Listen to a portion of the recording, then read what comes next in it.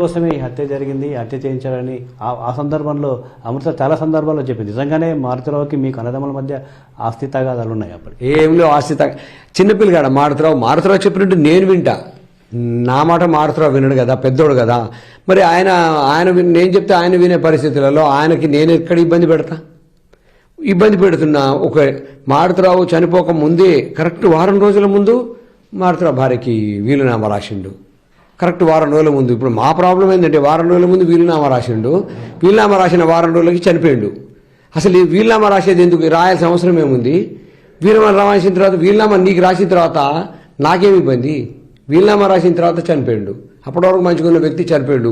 ఈ రోజు వరకు ప్రణయ్ హత్య తర్వాత మీరంతా జైల్లో ఉన్నారు అంటే ఏంటి అప్పుడు మీ అన్నయ్య ఈ విషయం గురించి ఏమైనా చెప్పారా? మీకు డిస్కస్ చేశారంటే హత్యకు సంబంధించి కావచ్చు, కూతురు ప్రేమ వ్యవహారం గురించి మీతో షేర్ చేస్తారు? ఏం షేర్ చేసుకోలేదు. నేను అంత లోతుగా పెద్ద చర్చించను కూడా. ఇప్పుడు కూడా కేసు విషయం నేను ఏమి మాట్లాడను. మనకు అవసరం లేదు. అయిపోయింది ఏందో అయిపోయింది. దాని మీద ఎందుకు అని ఎప్పుడు చర్చ కూడా జరగదు. అంత పెద్ద డీటెయిల్గా మాట్లాడేంత అవసరం కూడా